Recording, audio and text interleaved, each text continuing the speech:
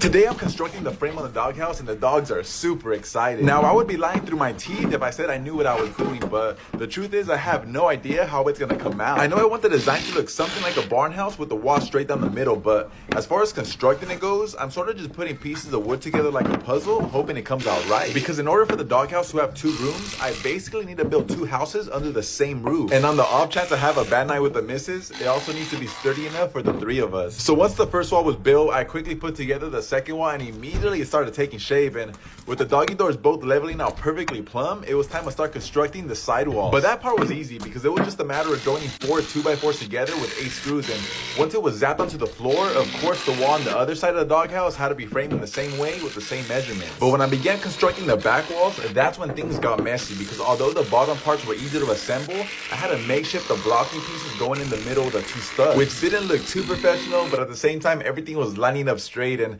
since there's no wood left to frame with, I'll have to finish up this doghouse in the next video.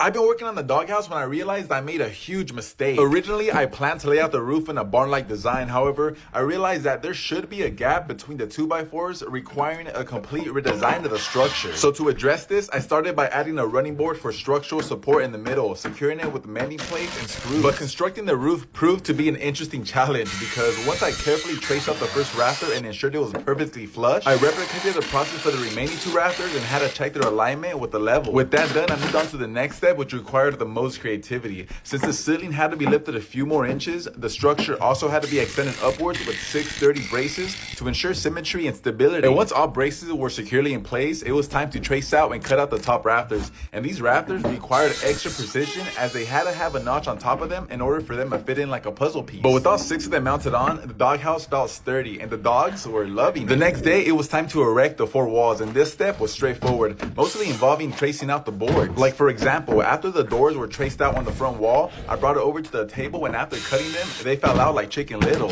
And since I'm just mocking everything up for now, I stapled the board to the 2x4s and then moved on to the back wall. However, since this is going to be a 2-dog doghouse, I inserted and screwed in the dividers first to prevent them from moving around. But despite my limited construction knowledge, the project progressed nicely. While the sidewalls did require extra effort to insert, ensuring a seamless fit with the ceiling was well worth it. And as the top half of the house came together effortlessly, I found myself eager to finish, but since I'm already running late to work, I have to finish the voiceover and the video tomorrow, so be there or be square. Today, I'm finally putting the finishing touches on this doghouse, and I have to say, it's gonna look amazing. Just 2 weeks ago when I started building it, I never imagined it would turn out this nice. And now that it's almost done, I find myself reflecting on how creative one has to be in order to work in construction. Like, I know it's a common practice to trace a pattern or template to get an exact shape or pattern, but do professionals use scrap pieces of wood like this one to fill in a patch, or do they invest in a whole new piece of plywood? Because on one hand, it's resourceful and cost effective to reuse old material, but on the other hand, it doesn't look as nice if it were a single piece. So it's kind of one of those things you never know if it's good or bad, like dating a single mom. But in the midst of all that, finishing the doghouse was pretty straightforward. The roof was able to be made using a single sheet of OSB, and using the leftover scraps was able to trace out the inserts to fill in the gaps in between the 2. But since the dogs cannot wait for it to be finished, it was obvious they wanted me to start working on the final piece of the puzzle, which was adding on the eaves of the roof. And for this, a plumb bob was the perfect tool, because since it hangs directly vertical, it helps find the angle needed to make the cut. So once I finished with the one on the left, I did the same thing to the one on the right, and after that, went around the house nailing on the rest of the boards.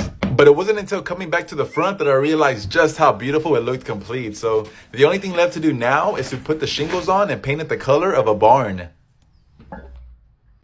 I'm almost done building the doghouse, but before finishing it and putting shingles on it, I had to destroy and burn the 13-year-old doghouse that is so rotten I could tear the plywood in half like the son of God. But since the only power he gave me is immortality, everything has to be taken apart piece by piece and stacked together like a sandwich. Now, this doghouse was built with the foundation of a playset, which is why the wood is stained in a red color, but that never stopped it from weakening over time, because all it took was a couple of wiggles and kicks for it to fold over like a blue voting stain. But besides the fact that it almost murked me by puncturing my lung with a rusty screw, shingle, it was still sad breaking it down knowing I slept in there a few nights when my mom would kick me out of the house. But since doghouses like memory should be replaced every so often with new ones, eliminating this one by throwing it in the fire was the only way to go. However, before lighting it up in flames, as far as the new doghouse is concerned, the area in which it's going to be moved to needs to be cleaned, because in order for it to become a kennel like I want it to, all the junk, weeds, and shavings need to be taken out in order for it to look as clean as possible for the dogs. But surprisingly, moving the doghouse wasn't that hard. All it took was a dolly and 2 more people in manpower to maneuver it towards the wall, and once it was close enough to the wall, we slid it back and forth until it was as far back as it could go. And as a point of reference, at 6 foot tall, this thing is way bigger than me, but with the sun setting and the night getting colder, I couldn't think of a better time to bring out the light so that when night falls, I could sit alone in peace watching the old doghouse go up in flames. Today we're shingling the roof on this massive doghouse, and I've got everything we need to make it awesome. First up is the drip edge, because even doghouses deserve drip-worthy style, but since there's no room to do it the right way, we have to pre-cut the bends for it to lay over the roof like it's supposed to. And once all 4 pieces are nailed in, the felt is next, and that goes on after the drip edge, but before the shingles to provide an extra protection against moisture. And people usually use roofing nails for this, but for doghouses, regular 1-inch nails work perfectly fine. However, laying down shingles is a little more complicated than it seems at first, mostly because starter strip needs to be nailed in among the edge to provide a foundation for the first row of shingles. And surprisingly, shingles go on in a diagonal pattern, meaning the following shingle will always go 6 inches from the previous shingle, which in turn establishes a proper butt. Now, with the diagonal pattern complete with the leftover pieces, we finish off the other side of the roof by laying down shingles next to the first set and nailing them in until we're all the way to the top. And admittedly, this part of building a doghouse was the most expensive. Even budgeting for the most inexpensive shingles, the receipt came out to well over $100. But regardless, from drip edge to shingles, we've transformed this doghouse into a K9 castle. And even though it may have cost me a bone or two, seeing the final result makes every penny worth it. So next up is painting the doghouse to give it a refreshing look. The doghouse is getting a fresh coat of paint today, and later I'll go over the receipt to show exactly how much it costs to build. Now, the color we're going with is a barn red exterior latex paint, and with the help of the dogs, it's going to be a one-of-a-kind mini barn house. First up, we're tackling the eaves. We're painting them a classic white to give a crisp, clean contrast to the rich barn red. And it's all about the details here, so ensuring we protect and beautify every nook and cranny is the most important thing. The white eaves will not only add a character, but also highlight the architectural details of the doghouse, and with those fully painted, it's time for the main event. With our roller loaded with that beautiful barn red, or bringing the walls to life. This color is not only vibrant, standing out like a pink jacket on a wall, but painting with exterior latex also means it's durable and ready to withstand whatever weather throws at it. And since 2 coats is better than 1, after going through it with a second coat, I figured it's the perfect time as it dries to go over just how much this doghouse costs to build. Pinning down an exact figure is challenging because a lot of the material we had at the house, but based off the current prices and what I would have bought, I've calculated the total to be just over $500, which is quite steep for a doghouse, but considering the fact that it's truly one of a kind, I'll say it was a well worth investment. And as we added the final touches to the doghouse with the white accents, I just want to take a moment to express my gratitude to all of you who have been watching the series. It's with your support and encouragement that this build was even possible. So from my dogs and me to you, thank you. I love this truck, but one thing I hate more than anything is getting stuck. This was last weekend when I was up in the mountains, and it felt like I was shoveling forever trying to get out. And although eventually I was able to clear a path and push myself out, I swore to never again run into that problem, because by the end of it, I was exhausted. So that same day when I got home, I went online and ordered traction boards on autocado.com. And since these boards are rated as the world's most advanced recovery device, I'm gonna go up to the mountains again to see if they really work. Now, originally, I was gonna go back up to the same trail I got stuck on and square up to Mother Nature, but by the looks of it, it has snowed more this time than it did last time, because the mountains, like a Bob Ross painting, were covered in white. So instead, I kept on driving and came across a nearby staging area that had all the ingredients for an accident, and immediately I got stuck in the worst way possible. I mean, one tire was trapped in snow, one tire was fully immersed in mud, and the rear end was completely flexed, meaning the driver's side had to be up in the air and in no way of ever catching traction. So it was a perfect opportunity to try out the boards. Now, these traction boards are as easy to use as they are to put away. The first step is to take one end of the board and shovel out the block, and once the board is placed firmly underneath the tire, always pack snow underneath it to help create an angle which keeps it closer intact with the tire. So with that out of the way and the truck in 4x4, I gently hit the gas and it crawled out like magic on its very first try. So it's safe to say I was astonished. And by the look of the boards, they were still intact, looking perfectly brand new. So thanks again to Autocado for delivering my parts fast and easy and for solving my automotive problems.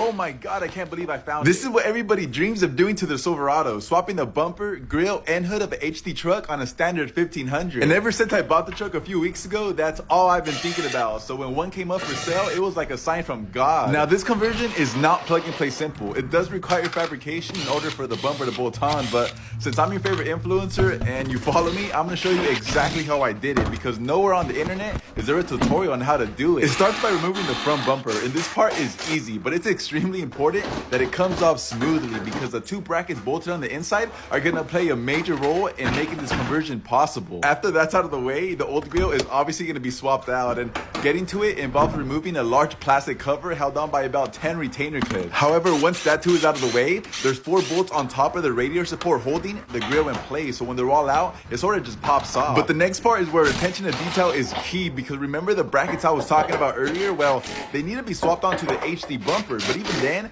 it's still not a direct bolt-on, because as it turns out, the original bracket sits high, and since the HD bumper has a higher end cap than the original bumper, it causes the end cap to hit the light, preventing it from ever sitting flush. So to make it work, I went ahead and cut the top off the bracket to show you how I did it. You see the gap in between the chassis and the bracket? Well, on the other side, I shaved down the middle opening until the bracket sat flat with the chassis, and that's going to consequently bring down the HD bumper just enough for it to slide on. However, that's not all. The corners also have to be bashed in with the hammer and the middle opened up with a grinder, but once that's done, that's basically all the fabrication required for this conversion. And with the bumper on, it's time to zap in the 2 original bolts on the newly modified brackets, but because the brackets came down a few inches, there's no way in heaven the original hardware is gonna fit, so the best second option is to just weld them on the chassis. And of course, after grinding off the paint, it's a good idea to tack weld the brackets with the bumper on, and with the bumper removed, finish completely welding them. Obviously, whatever metal was exposed should be primed and painted, but in reality, this conversion is not at all hard to do. The fabrication is light work, and with only 2 bolts,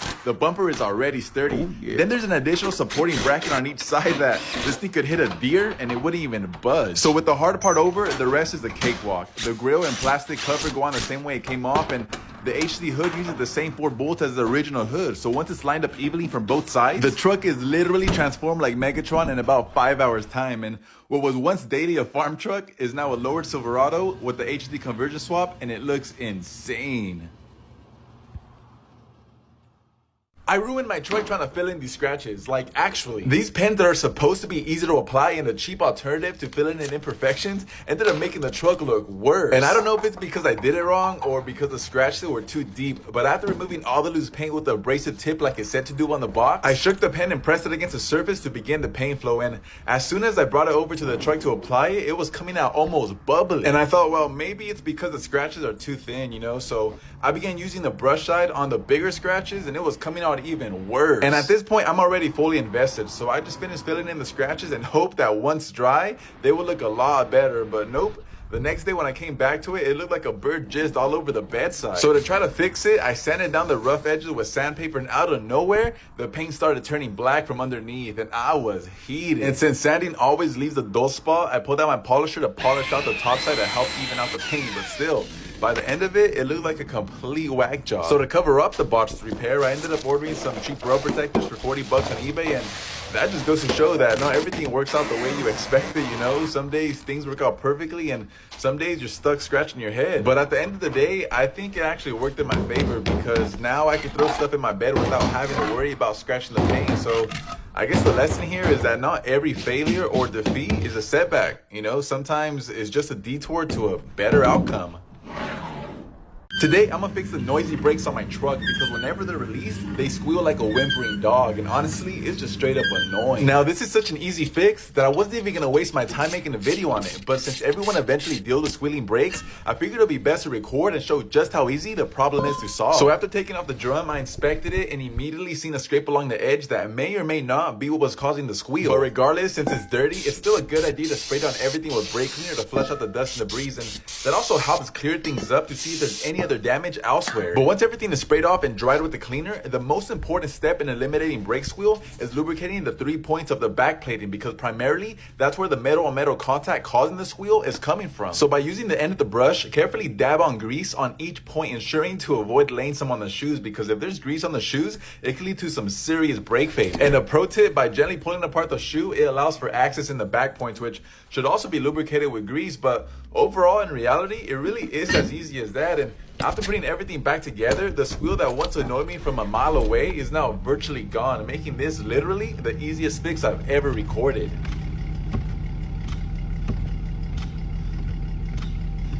I'm surprised by how clean this go-kart came out. A few weeks ago, I had bought it for my nephew for Christmas, and shortly after, we painted it Porsche green. But today, I'm gonna surprise him by installing a pair of headlights, a battery, and a switch he could turn off and on. I already cut out the 3 tabs needed to put everything together, but the fun part is making it work. So after taking down the paint to bare metal, I tacked on the first tab by using a magnet to hold it in place. And once it was fully welded on, I grinded down the bead because in order for the battery to sit flush, the tab had to be flat. I also did the same thing to the other tabs for the headlights, but it was just to make them look better. But with that out of the way, the switch was the easiest part to install because it was literally a matter of drilling the right size bit through the steering wheel, and with the cap screwed on, it looked amazing, especially with how cool the skull looked. Now at this point, with all 3 tabs welded on, I mocked up the headlights and it looked like a completely different go-kart. The only thing left to do was to connect the battery and see if the lights were turned on with a flick of a switch. But connecting wires is pretty easy stuff. The black wires get grounded together and the red wires also get connected together, but there needs to be a wire that goes from the headlights to the switch on the steering wheel, and then another wire that goes from the switch to the battery, and that basically completes the circuit. So with all 3 wires connected, the switch should turn on the lights, which it does. So that means everything is working like it should be. And since I don't like leaving anything sloppy, I went ahead and tied everything together, painted the tabs, and even added an antenna just to make it look cooler. But this thing looked awesome. I even had a photo shoot with it afterwards, and later on that night when it got dark,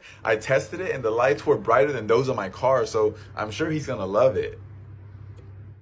Today, I'm gonna see how fast I can change my oil. My current record is 10 minutes, and I've been trying to beat that record for years, but with this truck, I'm sure I could do it in less than 8 minutes using only basic tools. The first step is removing the drain plug with a wrench, and once the oil is draining into the pan, it's always helpful to open the cap on top to allow for more airflow, which allows the oil to drain more freely. But instead of sitting there waiting for the oil to drain like a kid waiting for his dad to come back with the milk, I went ahead and prepped the new filter by lubricating the seal and removing the old one off the truck. And luckily, it wasn't tightened too tight, so it was pretty easy to take off, but with the time being at 4 minutes, it was looking like I was gonna not only break my record, but the all-time world record. So I quickly screwed on the filter, tightened the drain plug back on the oil pan before bringing out the gallon to fill the truck. But of course, in an unexpected twist of events, the oil started leaking all over the valve cover. So I had to stop what I was doing and clean it off. So by the end of it, I just started pouring the oil without a funnel. And once the 4.5 quarts were in, I checked the dipstick and it was at the perfect level. So I put it back in, screwed the cap back on, and gave the engine one more wipe down before cleaning up, only to check the time and find out that I missed the target time by a single minute. And even though I didn't hit the time I aimed for, it's still a new record. And at the end of the day, that's still something to be proud of. The other day, I got pulled over in the Silver Bullet, and everything was good. The officer was super cool and gave me a verbal warning because he said I was handsome. But when he ran my CA number, which is basically your authority to run your Class A vehicle, he said that it showed that it was pending. So I told him, Habibi, that's weird because I paid the fee to renew my CA number, and here's my receipt to prove it. But he said, your CA number needs to show the detective. So he gave me a fix-it ticket and said that once I figure it out, to stop by the CHP office to get it signed off. So I ended my day early and went to the DMV office to figure out what was going on. And they said in order for me to get my MCP, I need to be enrolled in a drug and alcohol program with the state of California. So I went to Fresno for a DOT drug test, but it's a 3-step process: the clearinghouse, the drug and alcohol program enrollment, and a drug test. And once I had the proof I needed, I called the DMV so they could finally activate my MCP. And then I went to the CHP office so they could sign off my fix-it ticket. So if you're planning on becoming an owner-operator, make sure you're enrolled in a CSAT program. Sundays are for cleaning, so I give myself enough time to clean my whole truck. But I start with the engine filter first because it's dirtier than the back room of a convenience store. And that's important because you don't want your truck struggling to breathe, like Chris Christie when he walks up a flight of stairs. I cannot believe this happened. Today was supposed to be a chill day like every other day. I picked up my trailer at the yard and came here to get loaded. And once the forklift driver loaded the first trailer, I rolled over the tarp and strapped it down with the 3 straps.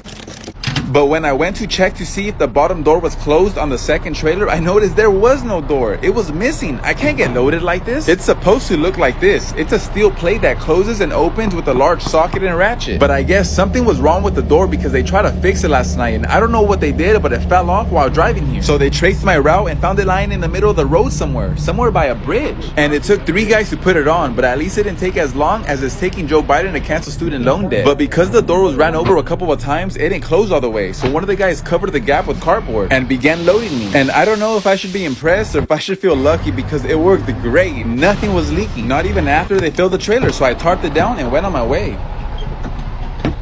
trying new things can be intimidating. Add that to the everyday stresses of life and you're asking for a nightmare. But trying new things is good for the brain, because for a moment our minds are so busy processing what's going on that it doesn't have time to worry. Like today, it was my first time using this trailer and I had so many doubts, but I told myself I would figure it out, because one way or another this load had to be delivered. And it was really simple to use. The top of the trailer is supported by these removable side posts that open and close like scissors. But don't take out more than one post at a time, because if you do, it will cause the roof to cave in and you'll need a forklift to lift it back up. And they're 13 feet apart, so you only have to take apart the one that's getting in the way of the forklift driver. But when the forklift driver nears the end of the trailer, just pull the tarp forward and pull the back of the tarp towards the front. And once he's done, you're gonna close it up and latch the steel cable onto the hooks of the trailer and tighten the tension. But I came to really like this trailer because it was nice and easy to use, kind of like Kim Kardashian a year after she turned 22. Average people like you and me don't like waiting, so I connected my TV and my Xbox so I have something to do. Because ever since I was a kid, I love playing video games. My favorite games were Call of Duty, Super Smash Bros, Halo, GTA, The Legend of Zelda, and all the Need for Speed games. But as I got older, I didn't have the time to play my Nintendo or Xbox anymore because I got involved in sports. And during that time, everybody was starting to play online, but I didn't have internet to play online, so I would play the same games over and over again. But I still wanted to play video games as I got older. I just didn't know how to. Until one time, I saw a guy with a whole computer set up inside a semi-truck playing Apex. So I put a TV in my truck, and whenever I'm waiting for a long time, I'll pull out my Xbox and play for a couple hours, or I'll connect my phone to the TV and play on the big screen. And that always makes time go by faster. But man, I'm smoking these guys. I'm on a kill streak. Sometimes you gotta come out of the door just shooting like Scarface and hope you get lucky. But Nuketown is a super small map, so that makes it easy. But I wonder if Jana or Lean ever watch my videos. They'll be like, dang, that's a big flamethrower. And I'll be like, it's not a flamethrower, numbnuts, it's a purifier, and I'm deadly with it. But I think the first game I ever played was True Crime Streets of LA or Def Jam Fight for New York. Those games were bad, but they stopped making games like that. I wonder why. Those games were so addicting. I remember one of the characters on Def Jam would say, I'm gonna take your tongue out and lick my ass with it. And at the time, that was the hardest thing I've ever heard in my life. I would walk around school repeating that all day until one time I got in trouble for it. And after that, I started playing Saints Row, Midnight Club, and then Need for Speed Most Wanted. Backing up your trailer is the hardest part about truck driving, and it's not even that hard, but it does take practice. And after you practice a couple of times, the backing up your trailer will be intuitive, like Tom Brady choosing football over his wife. So if you have a pickup truck and trailer, practice reversing in a straight line, alley docking, and parallel parking. Because although your trailer is smaller than a semi, the concept is the same. You turn left to correct your trailer to the right, and you turn right to correct your trailer to the left. When you become an owner-operator, it's important to find a good broker, but you need to know what to look for, because in this industry, there's a lot more snakes than there is eagles, so you need to stick with someone who's flying straight. In my first year of business, I worked with 4 brokers. These were legit companies with the large fleet and their company logos on both trucks and trailers. But out of those 4 companies, only one of them was respectable and honest, and that's the company I'm with now. Because for example, a shady company will tell you, hey, this load pays $450 and I charge 20% as a broker fee, so you bring home $360, only not really, because you spent money on diesel. But what they don't tell you is that the load pays $550, so they're really charging you 25-30% as a broker fee, which is absolutely insane. What are they, the government? So stay away from those backstabbing snakes and keep looking for a company that you're proud to be associated with. Look for a win-win situation. This is the scariest day of my life. When I first started this project, I had no idea what I was getting myself into. I watched a few videos of people installing their body kits and it seemed easy enough, but nobody showed enthusiasm. It was like they were only doing it for the views. So I was debating if I should take it to a professional body shop or not, because I was worried that I would hate working on it and it would reflect on how the car was being built, but nothing could be further from the truth. I have loved every ticking second of this build, from the bending of the tabs to the cutting of the fenders.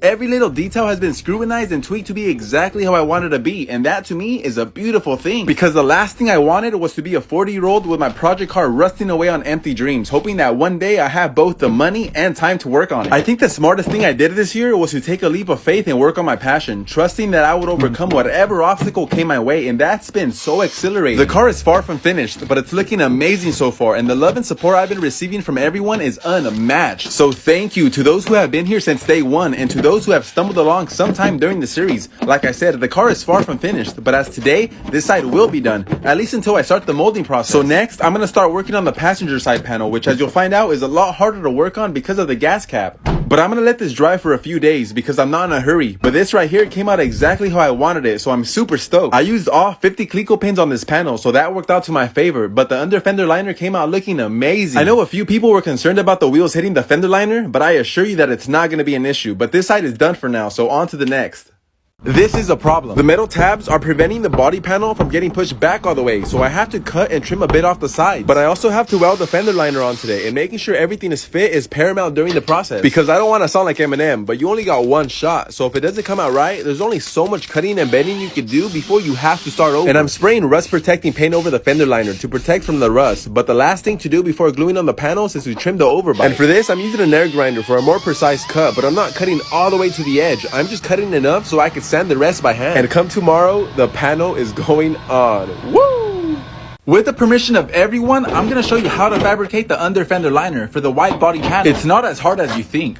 But first things first, I need to clean off any rust that's been forming on the bare metal tab, because impurities on the surface interfere with the welding and create resistance, so it's imperative that the metal is clean. And once I'm done with the wire brush, I'm gonna tack weld the fender liner onto the tabs in between the tabs. But please, if you're gonna do this, make sure to spot weld. Don't use beads, because like the guy who stuck anal beads in his butt during chest, you're not gonna get away with it. It's just that the sheet metal was really thin, so it will burn through if you're not careful. But luckily for me, it came out fantastic. So the next thing on the agenda is to prepare the metal for paint. And again, I'm using a wire brush attached to a drill. Relax, I know it's a grinder. I just like causing confusion, like Elon Musk. So like, are you buying Twitter or not? So then finally, I'm gonna pat and wipe it down with lacquer thinner one last time before painting it with rust protecting paint. And I'm gonna give it 3 passes to better protect it from corrosion, because once the panel is glued on, it's never coming off. But this thing is looking better and better by the day. The gas cap came out clean, the bumper is next, and the under fender liner is finished. So let's go, baby! The skies were blue and there was a nice breeze today. And I thought, what a great day to show you the average day for a truck driver. So come along, let me show you. After you open the doors and back up the trailer, you're gonna wait for the forklift driver to load you. But since I'm taking 26 pallets today, I'm gonna wait inside my truck. And when he's close to the end, go outside. So when he's done, you can immediately secure your load with load locks. Because most of the time, forklift drivers don't tell you when they're done. They sort of just finish you off and go off and do their thing. So if you're just sitting there, you're gonna look dumber than a CrossFitter doing pull-ups. So your 2 options are to wait until someone goes out and tells you that you're done, or for you to go outside to your trailer and check. This was my first time hauling a reefer load, and this is how it went. You first back up to the loading dock and open your doors. It's best to do this when you are already positioned correctly, so you don't spend more time than necessary with your doors open trying to adjust. But once you're adjusted and your doors are open, you slowly back up until the rubber dock bumpers on your trailer are kissing the dock bumpers on the wall. And because these grapes came directly from the field, it's extremely important that the forklift driver immediately puts them inside my reefer. And since the last pallet has been loaded, I'm gonna secure my load using load locks. And I have 3, but 1 is jammed. So I'm only using 2, but that's alright. 2 is plenty. Unless we're talking about girlfriends, then 2 is 1 too many. So the last thing to do now is to scoot forward and close the door. And I know it's too early to say, but I think reefer loads are my new favorite type of loads. I'm so used to going up and down like a stripper that it's nice to have some downtime while other people are working getting your load ready. So it's pretty nice. This is extremely important, and nowhere on the internet is there a video demonstrating how to do it. But luckily for you, I'm gonna show you, because if you're planning on installing a wide body kit on your car, you might run into something like this. Because you see how this flap sticks out? That's not gonna look nice once the bumper is installed, so I have to bend the flap backwards to make it flush with the new body line. Because if I leave it like that, it's gonna make me cringe more than Kanye's publicity stunt. So I used a pair of pliers and a hammer until it flattened out. And now that the rear bumper is mocked on, it looks a heck of a lot nicer than it ever did before.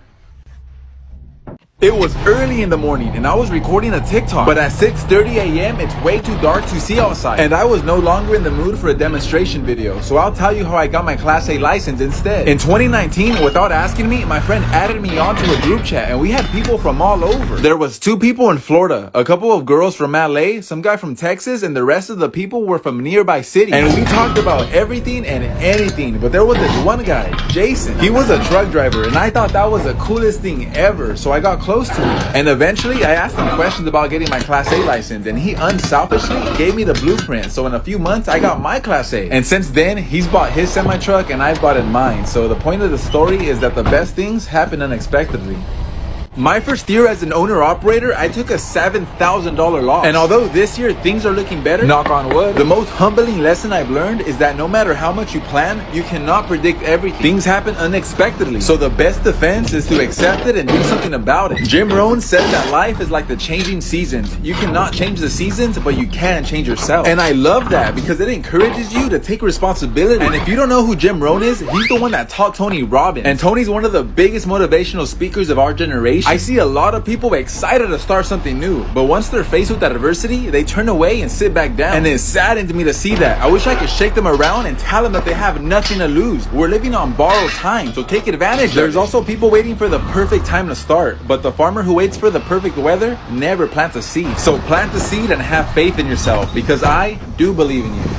Great question, and thank you for noticing and going out of your way to comment. Things like this prove that it really is the small things in life that bring us joy. And although today is my first day hauling these Clifford-sized balls, the transportation process of the pomegranate is very similar to that of other fruit, but with a little twist. Because pomegranates are larger fruit, it takes less time to fill up a bin, which means that most of the time when you arrive at a ranch to pick up a load, there's already 2 or 3 loads on the floor ready to pick up, so you spend less time waiting and more time on the road making money. You also don't have to tarp the loads like you do citrus loads, so because of that, you can be in and out of the field in 15 minutes, which is great news if you're getting paid by the load. So tighten your winch straps with your winch bars so that your load is secure and stable, unlike me after a couple of shots of Hennessy. And I usually throw a strap over the trailer in the middle, but I've heard that CHP requires a strap every 10 feet for these type of loads, so I guess it depends if the officer is being an A-double snake that day and wants to give you a ticket. Today I was picking up empty bins at a ranch and I started thinking about 1,000 ways to die. And I thought this should be one of the 1,000 ways, because this could easily kill you. Because when I first started hauling empty bins, I was like, oh, that's easy. It doesn't look that hard. All you do is put up the corner irons with the long metal rod and hook on the wire rope. But if you're not careful, the corner irons will fall and drop, like Kanye from major brands. So you don't want to be underneath it, because that thing will split your head wide open. But it's not that hard to misuse. The corner board has a 4-inch peg that sits inside the bin that prevents it from falling off. But if you don't put it all the way in, it can fall out when you're not looking. And after that, the rest of the job is pretty straightforward. You just finish putting up all the corner boards and hook on the wire rope so that you can throw over the straps and tighten everything down with the winch bar. And that's it. That's the last raisin bin transfer of the year. But as I was walking back, I saw a baby 6'9", rat. So I moved them over to the shade and out of the sun so the mom could come back for it later after I left. And then I went into my truck. But this year was great for raisins. It's been coined the bread and butter for a lot of farms, and I'm glad I was able to be a part of it. Today we're installing the passenger side wide body panel, but you see how this side doesn't line up to the edge of the door like it does on the driver's side? That's because unfortunately the panels are not exactly the same. So doing to one side what you did to the other is nearly impossible. So for the passenger side panel, I'm gonna cut 1 inch off of the edge. And after I cut, sanded, and cleaned off the panel, I mocked it up onto the car. And I realized that there was a small exposed trim hole and the bottom of the panel wasn't lining up either. So I cut off a small piece, and for the trim hole, I'm gonna use 22 gauge sheet metal to cover it up. And this could have been an entire different video, but you basically shape the sheet metal to the size of the hole and use a magnet to hold it in place for you to carefully tack weld it onto the car. There are several ways to cover trim holes, but I personally think this is the best method, because when it comes time to apply Bondo, less is better. So I'm going to shave it down with a flap disc. So now it's time to prepare the car for panel bond, and I need the metal bare naked and clean. So I'm going to wipe it down with the blue shop towel and some acetone. But this is what I was talking about in my last video, because there was a lot of people saying that it was going to rust through like cancer culture through society. So I used something like my college ID card to spread the panel bond to the exposed metal, sort of like a pre-application process. And now that that's finished, it's time to glue this baby on. And as a side note, I'm gonna sell all the original body parts from the car. That includes the crash bar, the front bumper with the fog lights, the grill, the front fenders, the rear bumper, and possibly other things I have laying around. So if you're interested, be on the lookout, because I'm gonna make a video detailing everything. I'm also gonna lay panel bond on the panel, but I've heard this stuff is so strong that the bedsides of newer Chevys are also held up using panel bond. They're not even held up using bolts anymore. So this thing is gonna be on the car for life, or until I send it to the moon. And the reason I'm using so many Cleco pins is because the panels fit, but they just don't fit. So when you put the pins like a foot apart, the middle has a tendency to lift, so you need to put another Cleco pin in between to sit the panel back down. But overall, this side was insanely more work than the other side, but it came out great, and I'm happy with how it turned out. So I'm gonna let it dry for a couple of days, or until I start working on it again. Yesterday, I went to the salon to get a perm, and honestly, it came out way better than I expected. Some people say it ruins your hair, and others say it looks plain ridiculous, but curiosity leads to change, and I was getting tired of looking like a K-pop star with straight hair, so I put all my eggs into a basket and asked for the tightest rods known to man, hoping it would come out good. Now, I've gotten perms before in the past, but after a while they would frizz up into a fro, and I never really understood why, but I learned over time that the size of the rod, contrary to popular belief, does matter, and because the rods I was using back then were bigger than the ones I'm using today, it led to a looser, more wavy curl that just didn't look good at all. And while she's finishing up, I just want to apologize for going ghost on you guys for as long as it did. I was living in the UK for about a month, and wow, I saw a bunch of cool stuff. I also had the worst reception ever, so I was hardly on my phone, but I'm back now, and one thing I miss more than anything are my cars. So I'll be getting back to that while also posting about the trip, because believe me when I say that Europe has the type of things that America does not. So if I had to see it, so do you. And with that being said, after washing my hair one last time, she took off the rod, and I love how it came out, which goes to show that curiosity is one of the great secrets of happiness. Today we're installing a brand new lift kit on this Tacoma, and it's gonna look sick. The kit still went open inside the box, and the leaf springs are for the back, but to complement the lift are these Rough Country 85 series, and they are absolutely gorgeous. They're gonna be a major upgrade from the stock wheels on the truck, and by the end of it, we'll see how it compares to my 86 out on the trail. Now, installing a lift kit is one of the easiest things to do, especially on newer trucks, since nothing is seized, rusted, or messed with. So it's a lot like putting together a puzzle. Like for example, after taking off the strut, the upper control arm needs to come off, and this is the hardest part of the entire job only because it requires bending the ender fender and pulling the bolt from the top. And once that's out of the way, it's time to unbox the kit, and we're going to be installing it in the same order it came off. But before we do, we need to load up the wheels and send them off to the shop to get them mounted on the new bigger tires, because we're almost done. But one thing that trips me out though is the fact that the upper control arm on the lift kit is actually shorter than the one on the stock suspension, and I don't even know how that makes sense, but yet again, it's not my job to understand the geometry. All I know is that the new strut is taller and beefier compared to the OEM one, so there has to be what gives the truck the extra 3 inches. And like I said before, installing a lift kit is as easy as putting together a puzzle. So everything goes back the way it came off, including the spindle, the brake lines, the sway bar, and the tie rod. And unfortunately, once everything was put back together, I had to go run some errands, and when I came back, my buddy and his dad were installing the leaf springs, so I just stuck around to help out and see it finished. Luckily, it didn't take long for the wheels to come in, and once they were on, I think I speak for all of us when I say the truck looked amazing. I was and still am completely blown away by how easy installing a lift kit really is. I'll fight anybody in the world, because finally, after months of blood, sweat, and tears, followed by a short break, the motivation to finish the Subaru is back and stronger than ever. The first thing I'm gonna knock out is the 7 trim holes left behind by the trim moldings. Now, there's a ton of ways to do it, and everybody does it differently, but the easiest and most professional way to do it only takes 3 steps. The first step is preparation, and this by far is the easiest part of the entire job, because after sanding around the edges, the door panel from the inside has to be removed in order to expose all the holes. And once that was out of the way, the second step is where I took a beating, because there was so many parts that I could have made an entire video just explaining them all. But basically, I measured and cut out blocks of a 22 gauge metal sheet, and because they had a lip around the side, had to grind them down with a flat disc to flatten them out. And with the blocks ready to go, it was time for the fun part. But of course, the battery had to be disconnected, because as you've probably guessed by now, they're gonna be welded on. So after my brother, the better welder of us two, changed out the wire to 0.03 and fed it through the line, the gas was turned on and the ground was set, because using the blocks I cut out earlier, I used a piece of tape to hold it up against the inside of the door, so from the outside it was flush enough for him to weld. And once he welded it thoroughly with a grinder, he shaped it down until it was level with the rest of the car. But on a side note, it's also a good idea to help support it with a flathead and watch it from the inside, because the lack of awareness could cause the entire car to burn to the ground, and that's not a jab at whistling diesel, I'm just saying. And unfortunately, there's gonna be holes like this one that are impossible to get from the inside, so my brother came up with the idea of tack welding the block and giving himself enough slack to finesse it through the hole, which allowed him to pull it flush, and it worked just as good. So he continued doing that for the rest of the holes until all of them were welded and shaved down. Now the last and final step is easy, but it's the most time consuming, because not only did I have to tape the inside of what was welded, but masking like always just takes forever. So after that was out of the way, it was time to paint it, but I first had to wipe it down with acetone to clean it. And as far as primer is concerned, I only sprayed 3 coats with a minute between each coat, and when it was dry, I took off all the masking, and the end result looked incredible. And while it was drying, we also did the same thing to the other side, and it came out just as nice. There was some pinholes and some uneven of the metal, but that's all going to be blended with Bondo once I get to it, because for now, I'm just going to continue throwing punches and hitting the target to finish the build.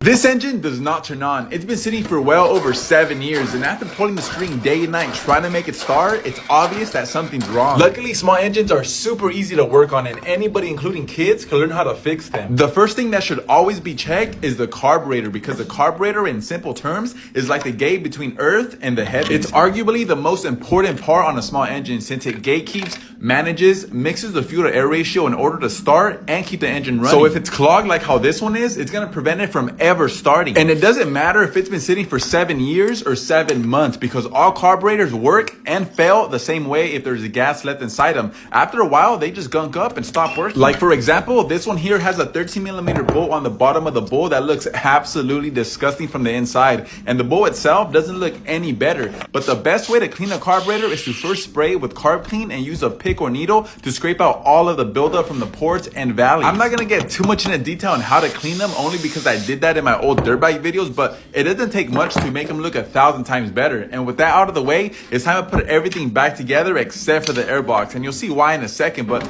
it's also a good idea to check the spark plug, because sometimes they too could gunk up and prevent the engine from ever starting. Fortunately, this one didn't look too bad, so I just sprayed it with carb clean and brushed it off with the wire brush before putting it back in. And the last step was to pour in gas until it was completely dry. But hand on the Bible, in all honesty, this is actual footage of it starting for the first time in over 7 years. Unfortunately, it only stayed on with the carb clean being sprayed into it, so it still needs some fine tuning. But the important thing is that it's running, which means it's a good engine, and that just goes to show how easy small engines are to work on. This girl came in today asking if I could customize her car, and since making things look better is my thing, I'm gonna spray it with Plasti-dip, and hopefully she likes how it comes out. However, I'm not spraying the entire car, no. Instead, I'll be using it on the trim piece that runs along the front, basically changing it from chrome to black. And the first thing I'm gonna do is tape off the surrounding areas to avoid overspray, because although Plasti-dip is removable, it's technically rubber coating, so it will leave droplets anywhere that isn't covered. But before getting to that, I had asked her if she wanted the emblem sprayed or if she wanted it chrome, and she told me to cover it, so I gave her what she wanted and masked it off. And for extra protection, I also wrapped the bumper in plastic sheeting, because the next step is where things got interesting. Using one can of Plasti-dip, I shook it for a minute and began spraying the first coat lightly in a fanning motion, about 6 inches away. Then I came back around in the same fashion, making sure not to spray too much. But for each coat that was sprayed, I let it sit for 10 minutes and continued laying down heavier coats, darkening the color and thickening the layer of the material, because like Sir Isaac Newton, I too like them thick, or whatever he said. But I ended up spraying 3 coats in total and using only half a can, and even though the can says that the dry time is 4 hours, after 40 minutes or so, it felt dry enough to take off the masking, including the emblem that she so desperately wanted. And once everything was off, it looked amazing. All that was left to do was to send her on her way and wave her a goodbye. These are my 3 project cars, and although I love them all, the Subaru forever has my heart, and I'll love it until the day I drop. But whether it's the Subaru, the MR2, or the Toyota pickup, they all have their pros and cons, and the MR2 is probably the one with the most. It has to be the most funnest car I've driven, with its T-tops and the engine in the back, so it truly is one of a kind. But the biggest downfall of the MR2 is the ride height, because even on stock suspension, the roof reaches my navel, which makes it, in comparison to the Subaru, about a foot shorter, even though the Subaru is lowered on coil. Now the Toyota pickup, on the other hand, is the most reliable truck ever built. This thing is more dependable than my left hand on a lonely Saturday night, and if I had to say just one bad thing about it, it would be that the engine only has the power of 100 horses, so it's in no means fast or worthy of racing. And for that reason, I'm building a Subaru GCA, and on a personal note, personal life and career changes have made me hold back on finishing the build, which is why I haven't posted of it in a while. But the wide body kit is on, and it's sprayed with epoxy sealer, so it's safe to say that out of the 3 projects, the Subaru is the closest one to being finished. So after working through these changes, the Subaru will move up on the list as the priority and will be going through the next stages of its build. In the junkyard, I was walking around looking for rare parts to resell online, and thankfully in this junkyard, there's a lot of cool cars. Finding them is not so easy though. I'm continually walking through the yard searching for the diamond in the rough, and today, like a 49er in 1849, I struck gold. The first car in the batch was a 1985 Corolla, and immediately after opening the hood, I spotted an original Toyota oil cap. Now, these things are cool because even though it's 50 years old, it still fits newer Toyotas. And the inside, believe it or not, shares a lot of the same parts as my 86 pickup, but unfortunately there's nothing here that I needed, so I rushed over to the other side of the yard, and that's when I came across an older Accord with a custom spoiler. That thing was so cool with the red interior that Honda should really think about bringing it back, because the interiors they're coming out with now look and feel way too flimsy. Other cars that caught my attention was a Camaro with the missing engine and a truck of Chris Fix-It, but since Chris wasn't inside of it and finding a Camaro is the same as striking a lump of clay, I kept on searching the gold mine, and out of nowhere I struck a literal golden nugget. A 1977 Ford pickup with the stereo still intact. Although the inside of it smelled like an abandoned nursing home, it was exactly what I came looking for on my trip to the junkyard. So after that, I just walked over to the front to look at the wheels one last time before going to the cashiers to pay for my oil cap. I got new wheels and tires for the Toyota. They were really expensive. I mean, they cost me an arm and a leg, but there was 2 reasons I had to buy them. Not only were the tires on the car completely dry rotting, but the guy that sold me the new wheels wrapped each wheel with the same size tire, which was really idiotic because these wheels should have a staggered setup, meaning that the rear and front tires are of different sizes. So I had to go buy the correct size tires and throw away the ones that he put on, even though they were basically new. However, the guy that sold me the car must have fell from the same tree as the guy that sold me the wheels, because he was driving around with the wrong size tires for God knows how long. The tires he was rolling on were 205 65 by 15, whereas the tires recommended by factory and the ones that I bought were 225 50 by 15, and the difference was astronomical. The 225s were much wider and a lot shorter in comparison to the 205s, which is obviously the reason the speedometer would say I was only going 95 when in reality I was going 100. But just when I thought things couldn't get any worse, when I took off the front tire, it was wider and shorter than the one intended for the car. The poor guy had on 205 50 15s up front, although it called for 195 55 15s, and on top of that, the rims were the same size all around, which wasn't right either. The recommended setup is 15 by 6 up front and 15 by 7 in the rear, but this guy had on 15 by 7s on all 4 corners. Regardless of how much money it costs to fix other people's mistakes, I was falling more in love with the MR2 with each wheel that went on. These stock turbo wheels are so sexy and elegant that they make a bold statement just by looking at them. I don't even care that I had to buy all new lug nuts to install them, because from here on out, I'll be looking back at it every time I walk away from it like if it was a girl in a sundress. The junkyard is like Target for women. There's always something interesting to look at, and this one in particular has a lot of unique cars. It's weird that I find inspiration at the junkyard, either by cars I've never seen before or by cars that are highly customized. But most of the time, I come across cars like this smart car and this RX-8 right next to it that deserve a second look. Even though I hate to admit it, the best part about the RX-8s were its seats, because its rotary engine by design burned a lot of oil. Another car that had problems with oil were the Toyota Celica, specifically with the oil pump. But since there's nothing really unique about either of those cars, I kept on walking, and that's when I came across a fully custom Hyundai Tiburon. This thing had a full-on body kit, and I loved how whoever built it fiberglassed the side skirts onto the fenders, because that's something I would have never thought of. They also did the same thing on the rear bumper, which wasn't the best idea, but regardless, it was still something I've never seen. Something else I've never seen before was a tow hitch on an older Civic. Whoever installed it would have had better luck convincing Elon to fight Zuckerberg than they would have hauling the trailer in a Civic. Either way, while looking at the red EG hatch, there was a weird looking car to the side of me that looked sophisticated, and it turned out to be a rare Isuzu Impulse. Unfortunately, the hood didn't open up, so I wasn't able to look at the engine, but in hindsight, it was the most unique car at the entire junkyard. These 4 bottles are full of used oil, and today I'm going to show you what to do with them before they start piling up. Everyone has their own way of doing it. Some people go ahead and burn it, or even worse, pour it down the drain. However, the best way to dispose of it is to take it to a designated dumpy site like the one inside this AutoZone. I'm not sure if other parts stores share the same requirements, but after talking to the manager, AutoZone allows you to bring in 5 gallons of used motor oil per day without it being contaminated. That just means it can't be mixed in with diesel fuel, antifreeze, vegetable oil, water, or anything other than oil. And the reason for that is because if it is contaminated, they then have to call some guy to schedule a pickup, because at that point it's considered abandoned waste oil, so it just becomes an inconvenience. But even though they're open to the public, dump sites like this one are meant for the average DIY type of person who does anywhere from 3 to 5 oil changes a year. They're not meant for the large commercial shops or the at-home mechanics who do oil changes for a living, because technically speaking, places like that are supposed to have a recycle center on site. So if you try bringing in 20 gallons in a day, they're most likely going to deny you. All they ask for, he said, is for you to be courteous and wait in line to drop it off at the counter, you know? Don't leave it on the sidewalk, don't leave it at the door, and don't just drop it off at the counter and walk away, because at the end of the day, they're offering a recycling center free of charge for the public.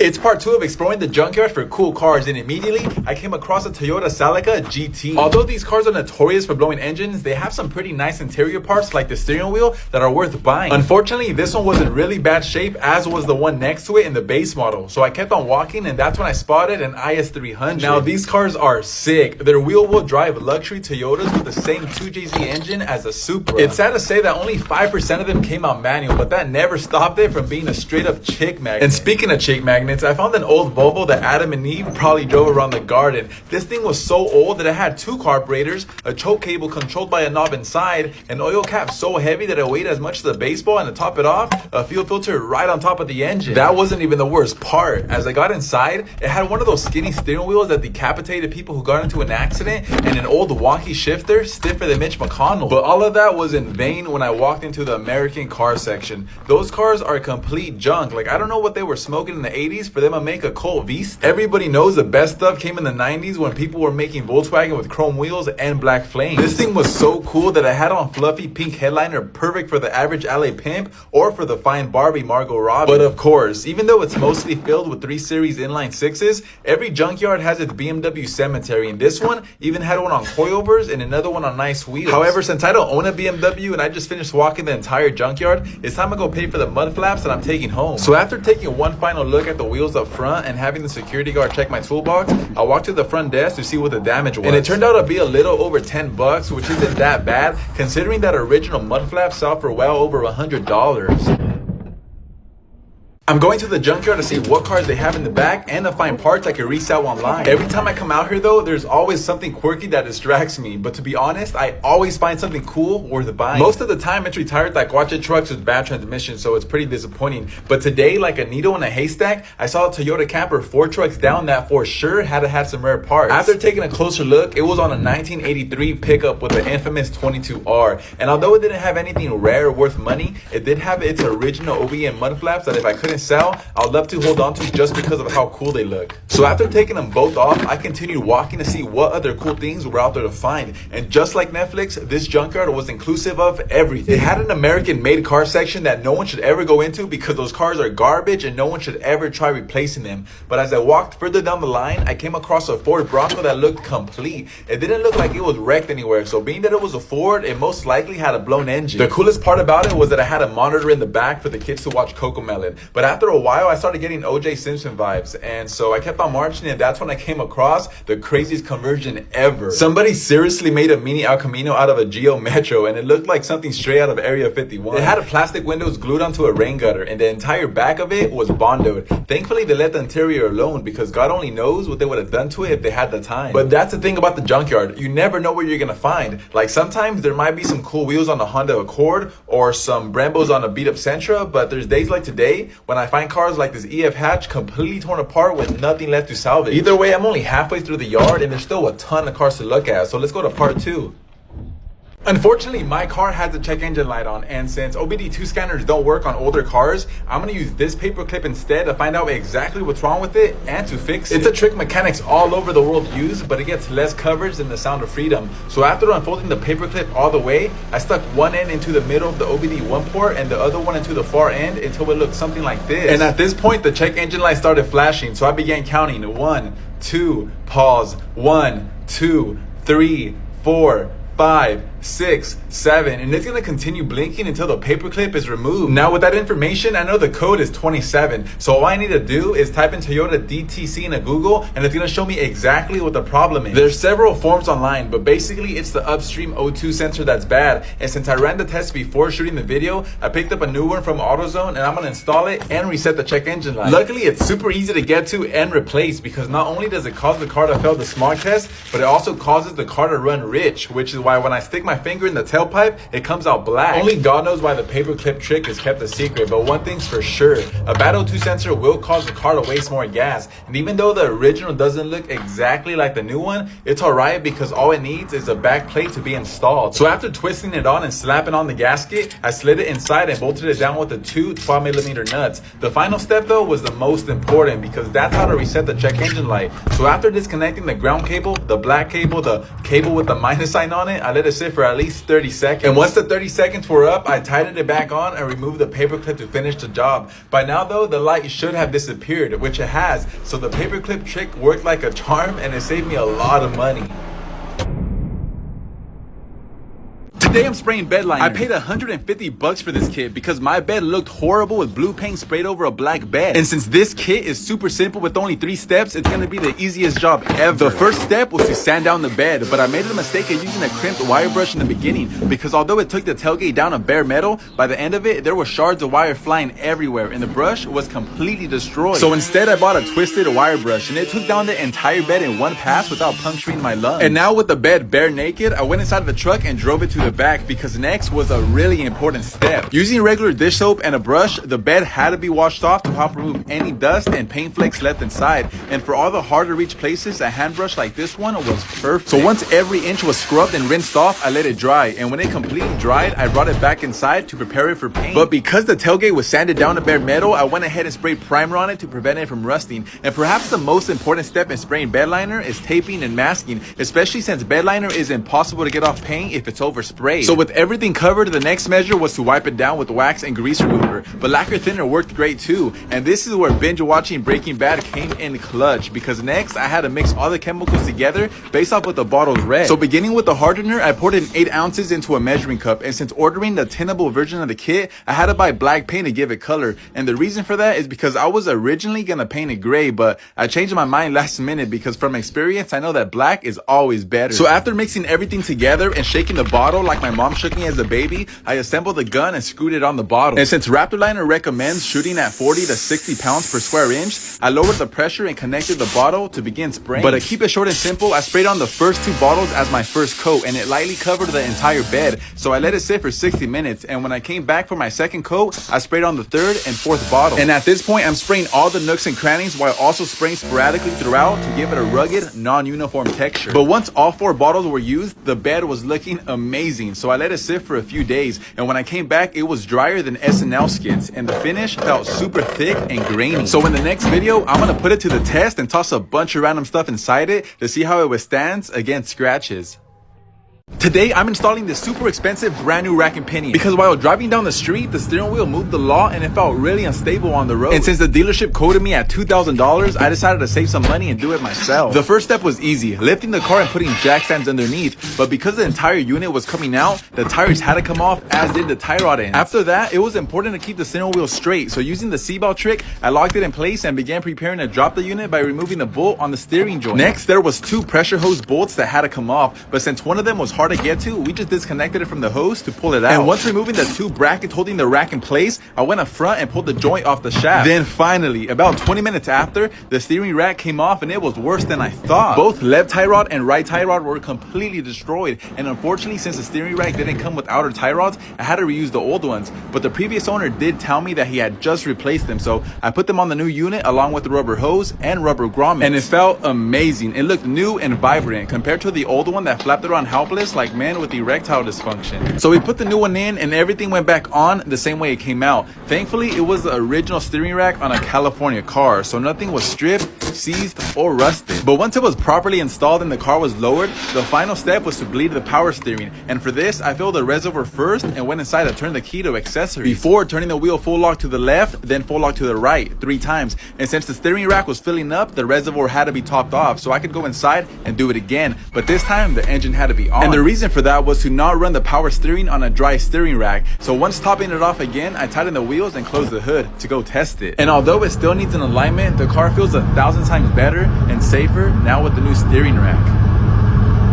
Today I'm testing how durable this Bedliner is, because 2 weeks ago I had sprayed this kit on my bed, and now that it's completely dry, I'm gonna put it to the test and see if it's really as scratch and abrasion resistant as it says it is on the box. And the way I'm gonna test it is by throwing a bunch of random everyday stuff inside of it. So starting with the semi-truck exhaust pipe, I carried it over to throw it in, but it just bounced like a rubber ball. It wasn't until I pushed it inside that the surface scratches started appearing. But since the semi-truck exhaust isn't really something everybody has in their backyard, I moved over to the things more common in a household, like a pair of CV axles, a pair of old struts, an exhaust muffler, and a battery pack. And because I'm inclusive of everybody, some weights for the gym bros. But to be honest, I wasn't even phased yet, so I also threw in some old wheels from a truck and dirt bike, a chainsaw and toolbox, other car parts that were just laying around, and since the bed was starting to get full, I had to make room for this larger sized pipe. But there was still a lot of stuff left to test, and I was eager to see how messed up the bed was. So quickly, I finished throwing the rest of the stuff inside, and once everything was in, I started removing everything little by little until everything was off. And as I was taking taking the things off, it was not looking good for the DIY bed liner. I couldn't tell if on the surface there was deep scratches or if it was just dirt, so I had to pull a housewife and sweep out everything. But immediately this large dent stood out like a sore thumb, and the further I got into the bed, the deeper the scratches got, which I'm pretty sure were from the bigger, heavier stuff that I threw in. But regardless, even though it didn't resist the really hard scratches, the bed liner was worth it because it protected it like it said it would, and it wasn't as expensive as something like Linex.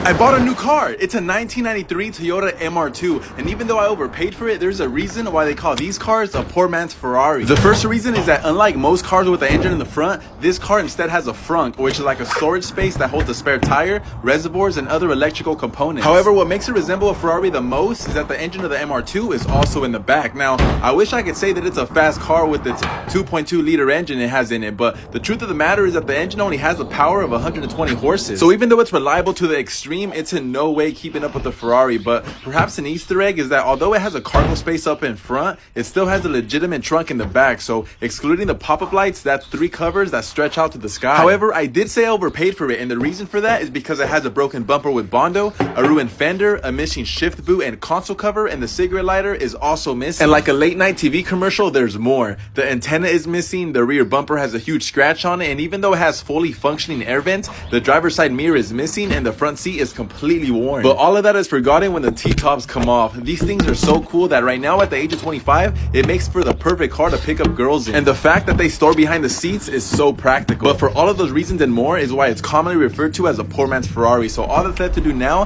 is take it on a joyride and show you how it rides. I was trimming this palm tree when a piece fell and broke off the shutoff valve to the sprinklers. And since fixing anything that broke is a part of the job, I'm gonna fix it and repair it back to normal. Luckily, all the parts are cheap and the job is simple, so it's gonna be easier than a girl who believes in zodiac signs. The hardest part about this job though is doing it the first time because everybody does their plumbing differently, so figuring out how the previous person did it is a headache. But today, like a majority of the people, I'm gonna do it differently because instead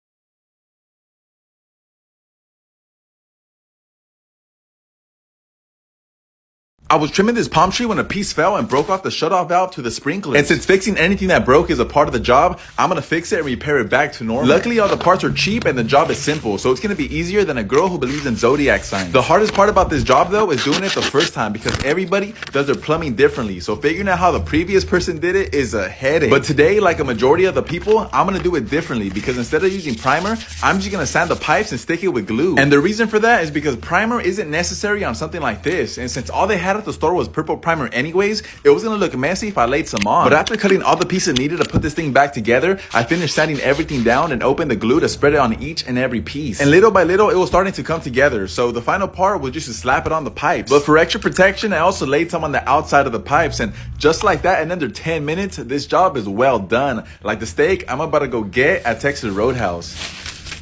Today I'm doing a tire rotation, and it's actually more complicated than people think it is. Most people see a rear-wheel drive vehicle and think the proper way to rotate their tires is in a rearward cross pattern. So front left to rear right, front right to left rear, and the 2 back tires just go up front. But looking at the owner's manual and flipping to the maintenance section, the actual determining factor of a tire rotation are the tires. Because if the car has on bias and bias belted tires, the proper way to rotate them is in a rearward cross pattern. But if it has on radial ply tires, the proper way is front to rear. And the way to find out what tire you have is easy. Just look at a tire. If there's an R in between the aspect ratio and rim diameter, that means it's a radial tire. And on these KO2s, it even says it on the sidewall. So because of that, the correct way to rotate the tires on this rear-wheel drive truck is front to back. And that's important to know because the tires on any given car should be rotated at the first sign of irregular wear. But failing to rotate tires becomes dangerous over time because having your tires wear evenly is important for balance handling. And if the tires are starting to wear unevenly, it leads the car to having less control. And even though there's no irregular wear on these tires, the rule of thumb has always been to rotate them at 7,500 miles